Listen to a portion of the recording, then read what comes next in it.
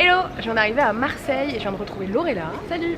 Et on est cours Julien, c'est ça? Ouais, le cours Julien c'est vraiment l'endroit phare de Marseille quoi. Si tu veux sortir, tu vas au cours Julien. Trop bien. Salut, moi c'est Léa. Dans mes vidéos, je donne surtout la parole aux femmes et cet été, pour les haut-parleurs, je suis partie autour de la Méditerranée pour m'intéresser à la drague du point de vue des filles. On vous embarque avec nous pour ce petit voyage autour de la Méditerranée.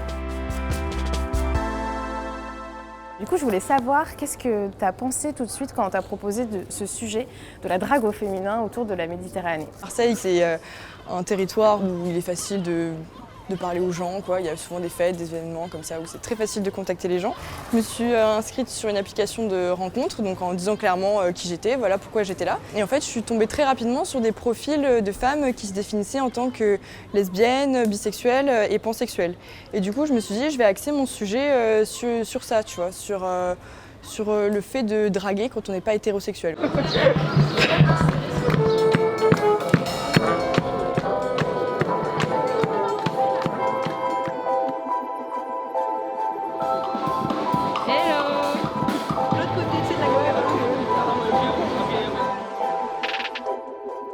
En règle générale, je trouve que c'est plus facile d'aborder les femmes parce qu'on a à peu près les mêmes codes. Comment tu sais si une fille est lesbienne ou elle peut être attirée par toi? Tu sais jamais vraiment. Enfin oui, tu peux le voir pareil comme les garçons, au regard, au sourire et à l'attitude, tu vois. Enfin, c'est surtout la question de genre qui revient et que déconstruire ça un peu, pas catégoriser chaque genre à telle action dans le processus de drague, tu vois, c'est ça qui est un peu gênant des fois. Le gars prend beaucoup de place, il parle beaucoup de lui, tu vois, alors que la meuf elle est plus dans l'écoute, dans le langage gestuel, implicite. C'est pas elle qui va faire le premier pas, alors que on est tous les deux des êtres humains et jusqu'à preuve du contraire, on peut faire un peu ce qu'on veut dans la drague.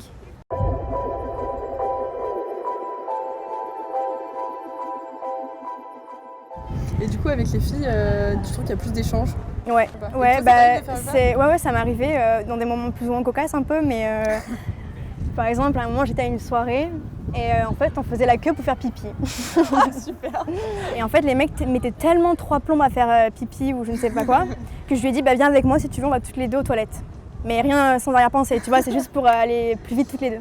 Je ne connaissais pas du tout la meuf. Et du coup, on s'est retrouvés et en fait, c'est nous qui avons mis trois plombs dans les chiottes parce qu'on s'est mis à parler, tu vois. C'était un moment tellement cocasse, tellement bizarre. Et à la fin, on s'est embrassés. Voilà. Oh putain, mais c'est trop marrant. Ouais, mais c'est trop romantique. Mais ouais, c'est trop romantique de ouf. Mais voilà, ça s'est fait comme ça. C'est plus simple. Alors qu'avec un mec, mais jamais j'aurais pu me permettre ce genre de truc parce que. Ah, mais parce que ça peut aller beaucoup plus loin. Ouais, puis c'est l'image que ça renvoie dans la société. Genre, si t'embrasses un mec dans les shots, tu vois, t'as une certaine liberté avec les meufs en fait. Depuis qu'on est gamine, on apprend comment draguer un mec parce qu'on a un référentiel, tu vois, dans la culture en règle générale de comment ça se passe entre un homme et une femme. La société concrètement, elle n'est pas faite pour les homosexuels. Donc, vu que t'as pas, c'est ce que je disais, vu que t'as pas de référentiel, t'arrives pas à te situer en fait et à trouver des points de repère. On t'a pas appris comment draguer une fille, mais en même temps, je trouve ça tellement plus facile de draguer une fille. Je trouve qu'en ce moment, il y a une forme d'empowerment de la femme, tu vois, un truc où, avec tous les mouvements qu'il y a eu, Balance ton porc, MeToo, machin, on a pris conscience de certains trucs. Je pense qu'il y a pas mal de jeunes femmes, notamment, qui osent, qui se permettent de faire beaucoup plus de choses que par exemple, la génération de nos mères qui aurait eu du mal avec ça, quoi. Maintenant, Léa, je t'emmène du coup à la Gay Pride.